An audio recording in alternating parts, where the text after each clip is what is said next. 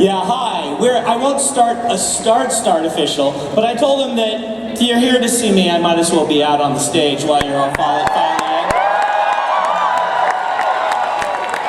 So long time ago, when FanX was in its second year, they put me in this room, and it felt really, really daunting because I had some people in the front, but not very many. Finally, years later, we've said, we think Brandon's ready to go back to the big room. So here we are.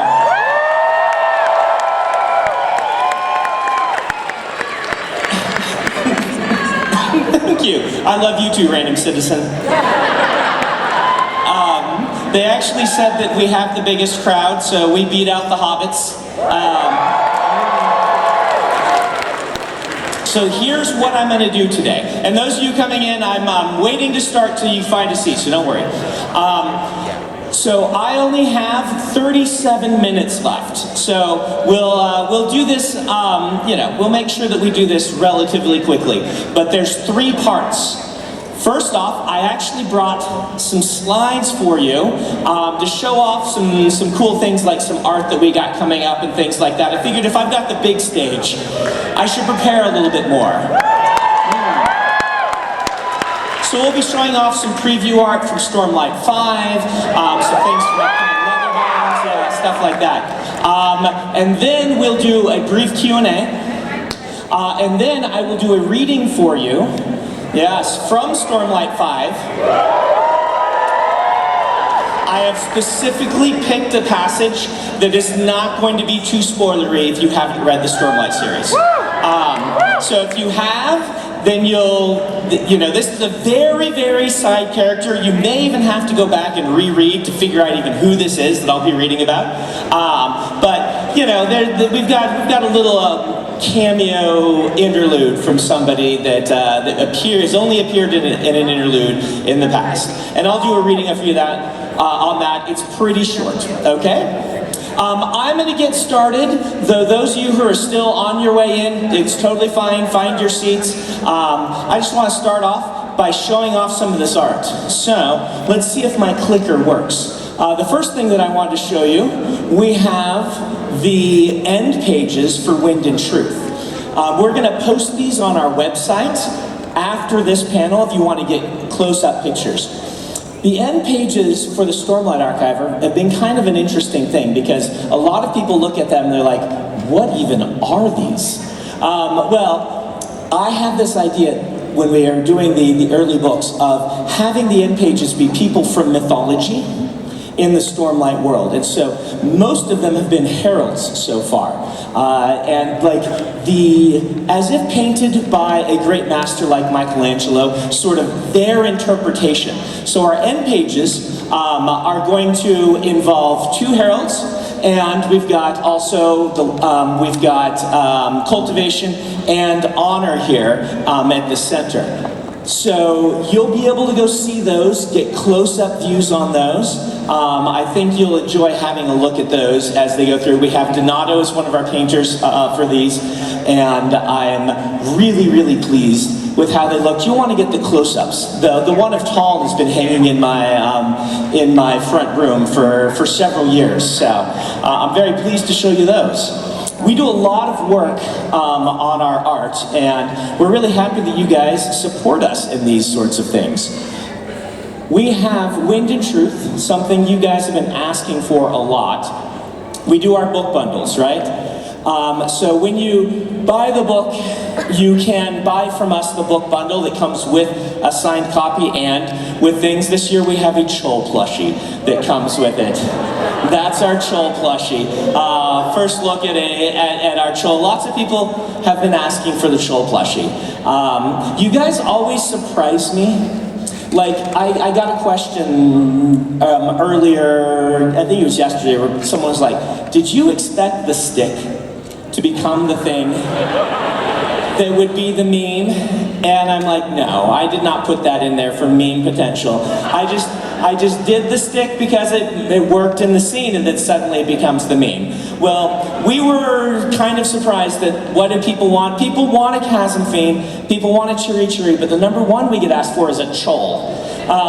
So you're all weirdos, but we have your Cholpop plushie. We will get around to Paz and Fiends and Cheery Cheery eventually, but we started with our Chol. So, let's see. I also wanted to walk you through how some of our art gets made. We have the Leatherbound for Bands of Mourning is our other release this year, and what you can see is we will commission a piece. So this is a piece where Steris has a very large gun on the top of a train and is not quite expecting what it does to her when she fires it. We will get from our illustrator, we will get, 8 thumbnails of kind of different takes on this. In fact, this is actually usually the second thing that we'll get. First, we'll get a whole bunch of different takes on the poses, and then we refine into this. And you can see that we pick one of them, and then what we do is we refine that. And this one, Steris she looked a little too awesome. Steris has never fired a gun like this before, and so if you can see this, we have them change the face to be more as Steris might be in these sorts of situations. And then we have the final one where we refine this. And so what happens with me is I'm seeing these every Thursday at my art review, where Isaac, who's my VP of art, will bring all these things in and say, all right, which of these do you like? Which ones are working? What do we need to tweak? And I'm like, that one is really cool, but Steris would not be looking like, oh, I'm so cool firing this gun. She'd be like, oh, what do you do to make this thing go? Oh, it went. So that'll be one of the color pieces in the Leatherbound. I think they put up there. Yeah, Bands of Mourning, Leatherbound coming up. So yeah. Speaking of that, just to make you aware, if you didn't watch my weekly update, we decided that we didn't like Black Friday. We decided to reject Black Friday and Cyber Monday because that's a holiday weekend. And it's never sat well with me that you get to have a nice holiday for like an hour and then you have to go prepare for Black Friday, or, we would only do Cyber Monday, but still it would require all of my team to get things ready over the weekend. And so we reject that and we came up with our own. I hope that others will follow, right? Because it is ridiculous that we expect retail people to go to work on Friday after Thanksgiving and things like that. Yeah, those in retail are like, well, yes, please. So we're starting October 29th. We're calling it Light Day that kicks it off. And that's just when our holiday sales begin instead. And they will last for like a good month. They'll have the exact dates up for you. But with this, it has it ready. No, it begins the 29th. And so the idea being that we'll give you plenty of time to look at the sales and things like that. Kara, I'm sorry if I got something wrong. I see her over here on the light. But that way my team doesn't have to really worry about the holiday weekend so much. And they have a busy week coming up the week or so after when we do Dragonsteel Nexus. So anyway, you can watch out for that. I get a lot of questions about our headquarters and things like this. I have a kind of shockingly large operation now.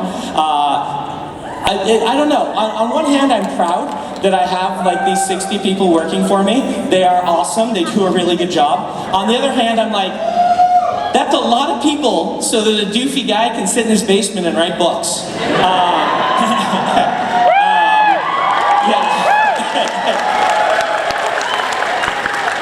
Now suddenly there's this always somebody to do something if I need something done, so that is really handy. We moved into new offices. We actually leased some warehouse space there in Pleasant Grove. You can't visit it. So we thought we'd show you pictures of it. We're all getting ready and putting up. This is where we are. We will eventually have a place you can visit. We don't have anyone on front desk at reception or anything. It's mostly just office space and warehouse. But we're pretty excited that we all, for a while, people were working out of my basement and then out of the house next door after we bought it, and then out of like 3 different little office spaces. We now have everybody in one place, which means that even I end up going there rather than writing just in my basement. Once in a while I'm at HQ. We will eventually have Dragonsteel Plaza. Right?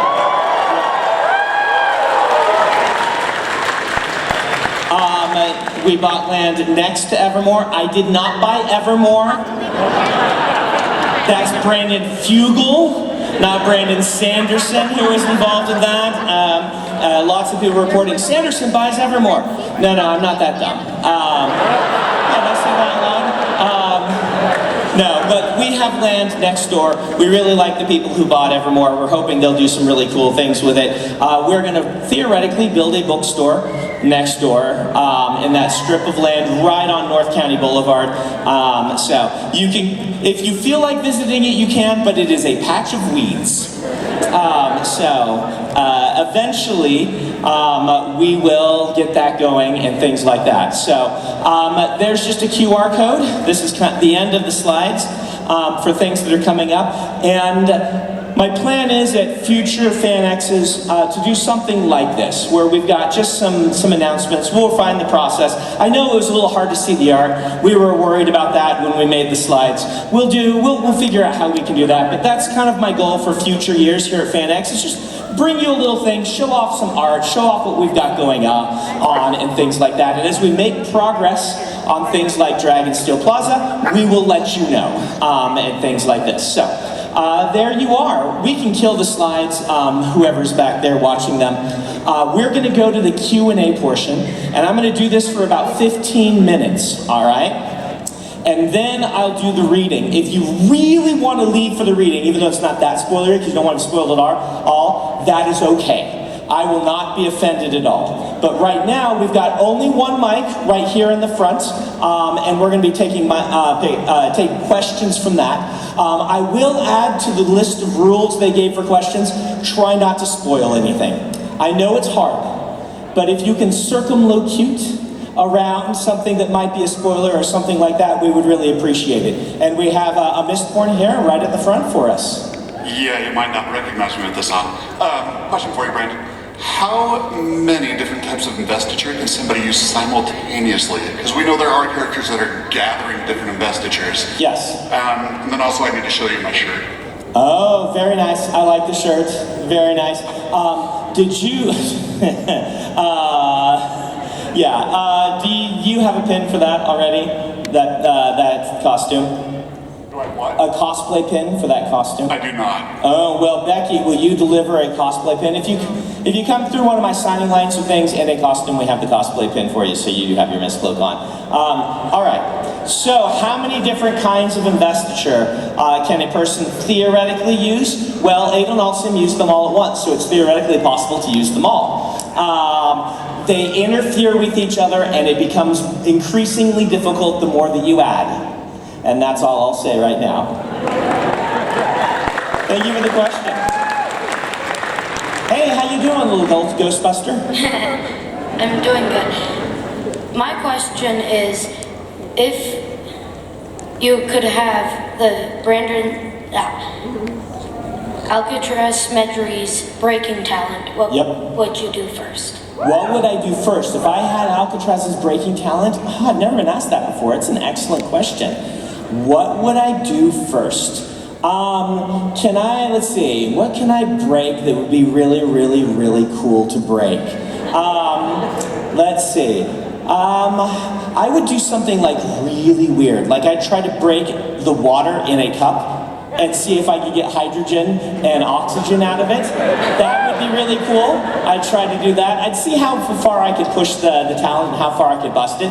If it really is Alcatraz's power, I would accidentally break everything I don't want to break, and I wouldn't be able to break the thing that I want, so it probably wouldn't go well for me. But first I'd try to see if I can pull off nuclear fission, and at that point I might be scared of what I could potentially accomplish.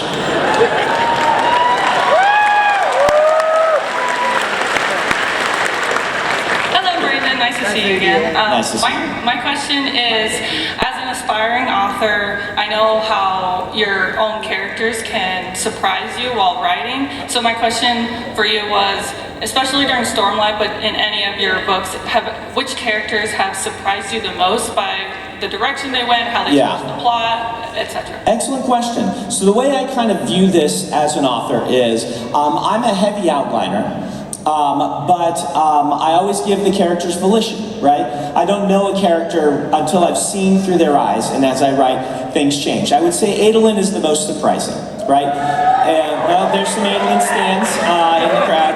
Adolin was not meant to be a main character and did not have any viewpoints as I was originally planning the Stormlight Archive. And as you can see from the books, he has a lot of them. And so Adolin is the big surprise of Stormlight. I will say, oftentimes, I was actually talking about this to some people in the line just recently, characters will reach a point of decision. And at that point, the outline usually will say that has them do this, but I will have written them for months at that point to be who they are at that point, and I give them the opportunity to make different decisions. And someone at the end of Wind and Truth made the opposite decision. Meaning, this isn't like it's not like magical where I'm like, oh, the character's alive. No, it's just that who I wrote them to be and how the themes of the plot progressed, I realized at that point, they can't make this decision. And so I rewrote their part and revised to have the opposite decision get made. And so once Wind and Truth is out, I can tell you what that is, but you'll have to read it and see if you can guess who in the outline was making a very different decision.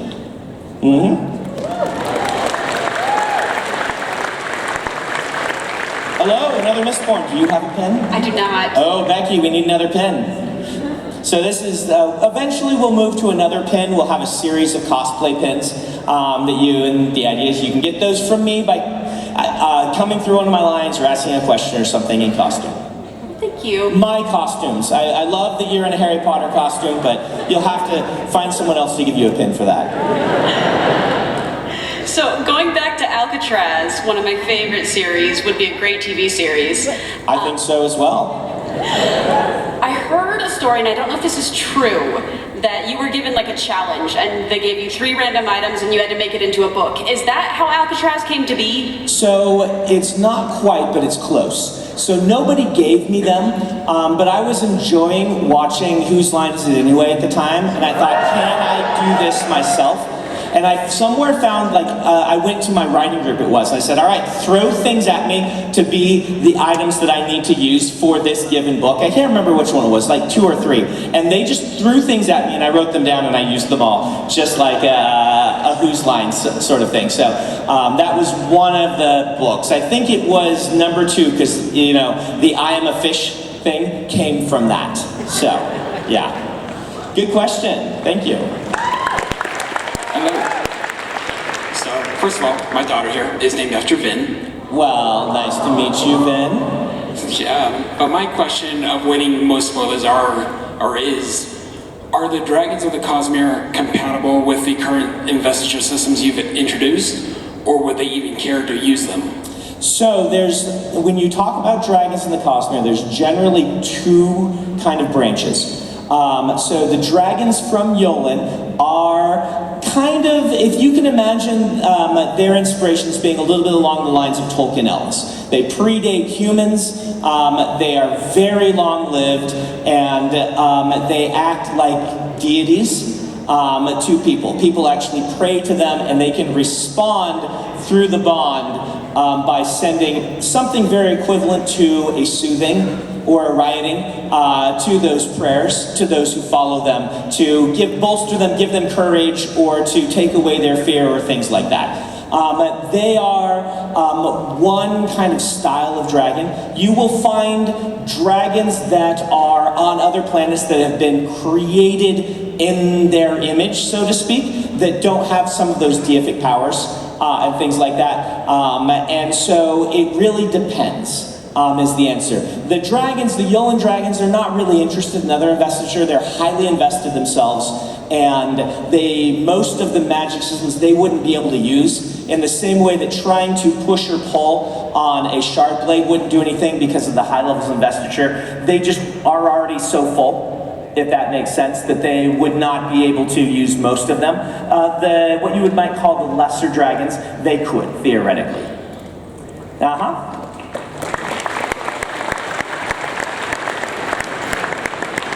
Hey, how you doing? Hi, good. Hi, Brandon.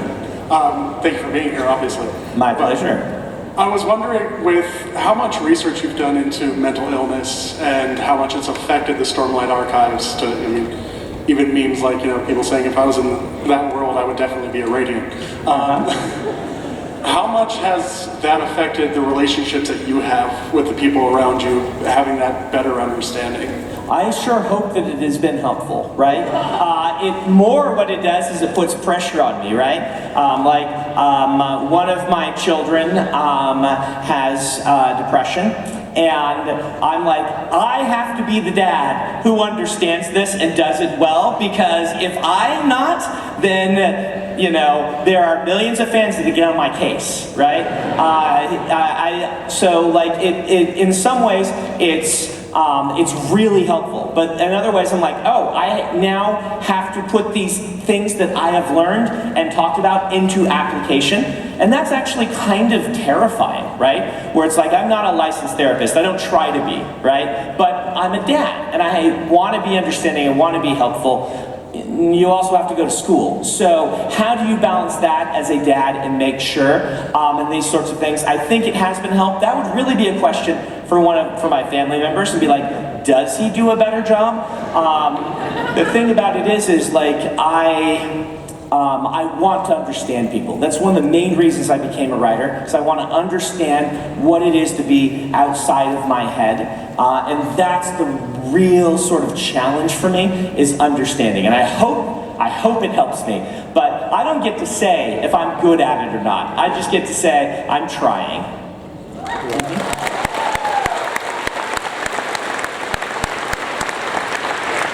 So my question is as we know, many characters in Stormlight have gone through ups and downs and that kind of stuff, but there's one character that's kind of progressed one way. So yes. Is there any good thing you can say in this next book about Moash?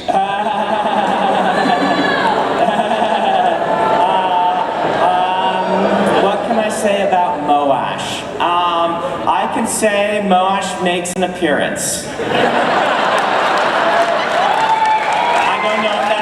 Thing or not, but he does make an appearance. That's what I'll say. Thank you for the question. Hey, Luke. Hi, Brandon. How you doing? Doing all right. I also enjoy the world's okayest birthday, December 19th. My question is about ruin and preservation, yes. creating life. Now, is that an example of two individuals having a super team up, or is there some co-influence, cross-influence that let them do something that would be outside of themselves? All right, wait, rephrase that for me. Talk around a little bit. Let me see if I'm going to get the right answer, okay? Well, ruin, yeah. and preservation, preserves. Yeah. If they're creating life, well, that takes a little of everything, yeah. right? Now, is that an influence like ruin being in proximity to preservation, okay. and vice versa? Would there commingling happen? And how would that influence other dual or triple shard? Right, okay, I get what you're saying. So each of the shards has certain strengths and weaknesses, right? And they're capable of certain things and not other things. Some of them can do what was done by ruin and preservation on their own. Most cannot. Most combinations of two could. Some would need three. And so it really kind of depends on the situation and the shard. Each kind of pairing and grouping of shards will have different sort of augmentations to what they can accomplish and things like this, because the shards aren't all powerful, they're just part of something that once was, if that makes sense. So that's not how math works in Infinity, but it is how Infinity works in the Cosmere. My question is that did Vasher ever have a sibling who was a scholar or was notable in any way? Raffo! Right. I'll give you a Raffo card though, if you want one. So, our first Raffo of the day, well done. For those who don't know, Raffo is something I inherited from Robert Jordan. It means read and find out. It means I don't want to answer yet, for various reasons. Hey, how you doing? Hello. I was wondering, like, as a writer, have you ever, like, doubted yourself? And if so, what did you do? What an excellent question. The answer is yes. I think every writer has, right? I've had it multiple times. Every time a book comes out, there is a part of you that says, well, this is the one that's going to end your career, Sanderson. No one's going to like this one, you know, like, and there is some, you know, reinforcement of that in, I'm in entertainment, right? And sometimes that happens. It hasn't happened yet, but there's nothing I can do about that, right? I have to follow what I want, the stories I want to tell, and hope that it continues to work. There is a time, the bigger moments of doubt were when I was unpublished. I had written 12 novels and I hadn't sold any, and I was getting a lot of questions about, what are you going to do with your life? 10 years writing books and no one buying them. Maybe that's a hint, right? And I've told this story before, I won't go on at length, but the thing that really changed my mindset then was realizing I wasn't writing the books necessarily because I wanted to be a famous author. I was writing the books because I had stories I needed to tell. And I realized that if I reached my deathbed and I had finished writing 100 novels and I loved doing it, then that was a success. And that's the bigger bar of success. Like, there is another bar to become a pro and then becoming a bestseller, but the biggest hurdle is doing it. And I felt like if I did that, I was successful. And I made that decision. It took a whole bunch of weight off of me. And you can see, I think that's been one of my sort of superpowers as a writer, is I got to make that decision before I sold anything. I have friends who sold books and hadn't yet kind of had that decision process. And so suddenly being out there and having to write while published was super difficult for them because they hadn't already kind of gotten over this idea of what happens if people don't like my books. I had that, you know what, if it happens, it happens, I'm still gonna write, and that's been really helpful to me. So I hope that you'll be able to find some moment yourself.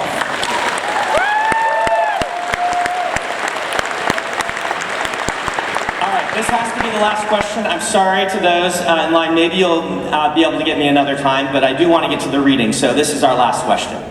Hi. Hi. Can Marsh bond a spren? Can Marsh bond his friend? This is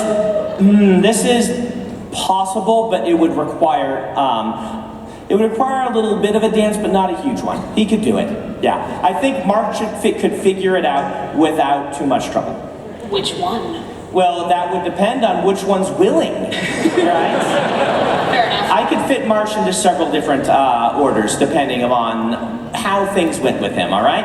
It's a good question. I'll give you a Raffo card for that. It's a half Raffo. Thank you.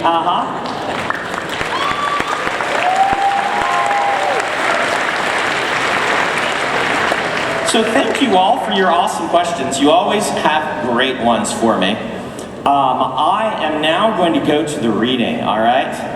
So, like I said, this shouldn't give you spoilers even too much for Stormlight 5, even though it's kind of in the middle of it because it's an interlude. If you really don't want, then that is totally fine. Once again, I will not be the least bit offended. But I am going to read to you about Baxil. Most of you are like, I've read that book, who is Baxil? Baxil is from one of the interludes. It's where you first meet Ash. It's told from his viewpoint in an earlier Stormlight book. He was following her along through a palace, and now it's been several years later. We're going to find out what's up with Baxil. Baxil trod the streets of Azamir unseen. Every inch of him, save his eyes, was wrapped in tight crimson cloths, the tied-off tails of which sometimes escaped his cloak and waved in the wind of an unknown current. Hand on his guitar slid into its sheath at his side. He watched for anyone in the crowd who could notice him.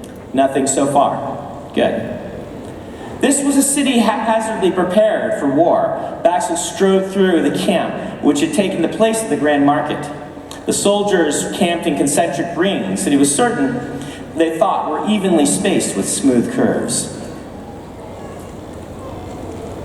Not a soul saw him. These days, people could only see Baxil if they were looking for him, and he could only touch them if they were trying to kill him.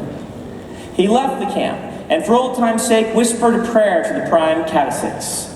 If you could see that I get what I deserve, I would appreciate it. Thanks. Azamir was famed for its tea shops, which filled the same niche that wine houses did in the East. By this point, Baxil had sampled a wide variety of both, and had his favorites. Here in Azamir, one shop in particular was known for its discretion. They had instructions to watch for him, so as he entered, the bouncer by the door leapt to his feet. "Master Crimson," he said, "we got your note." "As well you did," Baxil said, "or we might not be able to have this conversation." "He's here?" "He is, Master," the bouncer said, ushering him in further. "And he's an odd one." "You don't know the half of it, Ulak," Baxil said, tipping him a few spheres, which became real as he dropped them. "See that we're not interrupted." Baxil entered the private room, separated from the rest by hanging beads, and walked through an invisible cloud of incense to approach the luxurious table, one of the most exclusive in the city. There, Axes the Collector was seated, passing the time by hitting his hand with a small hammer. "Surely you have Painspren by now," Baxil said, sliding into the booth across from the Aeamean. Axes preferred to wear little in the way of clothing, in part because he kept his notes on his skin in the form of tattoos. An entire book, secured in the place where he could never lose it. Like all of his kind, he could change the color of any part of his skin at will.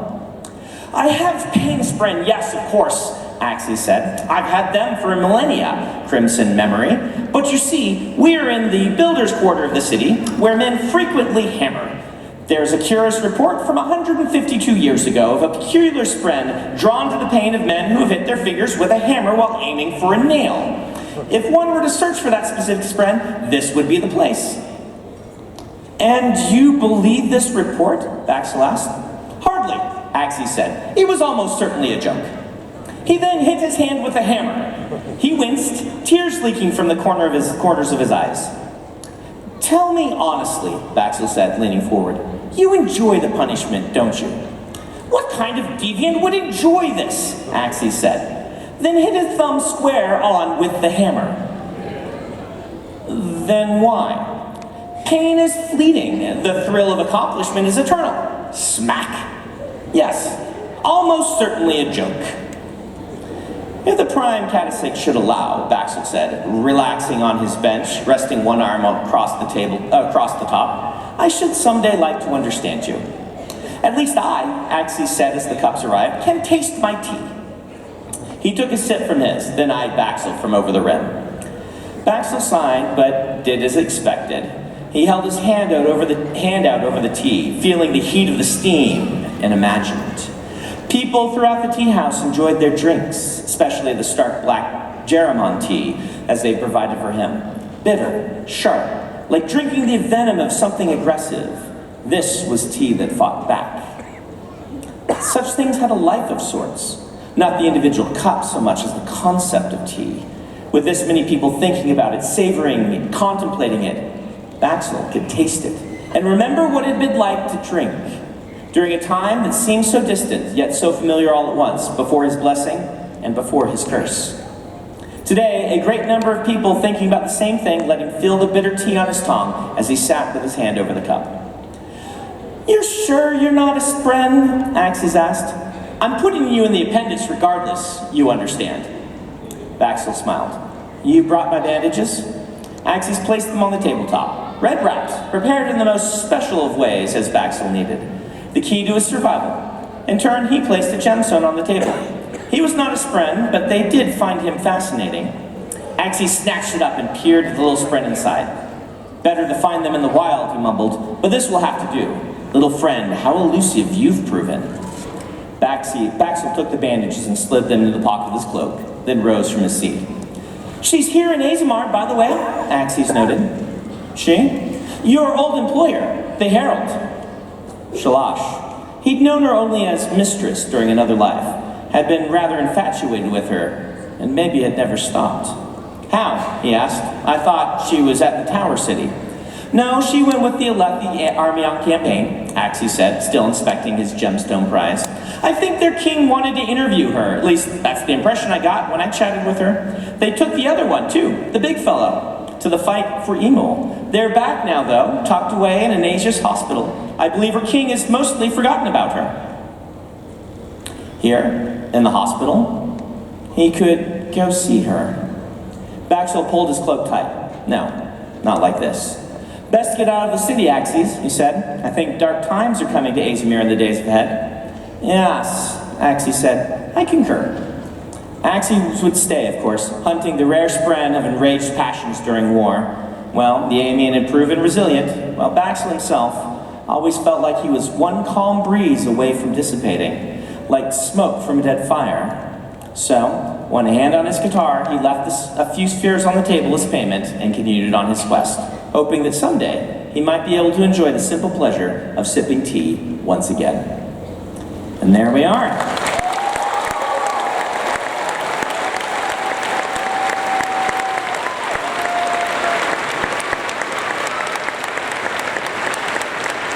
So I think they want to do one of those photograph things. Do we got the photograph person? They've been doing these at FanX. They look really cool, so we're going to grab one. So what we want you to do is turn the flashlight on your phone. Yeah, some of you have done that. Who's going to take the picture? Octavia, or no, we got you guys. You guys are going to do it. All right, guys, on the count of 3, you guys are going to go nuts. Oh, fill it all the way up. Turn your flashlights on and fill them all the way up. Oh my goodness, look at all the stars there, Brandon.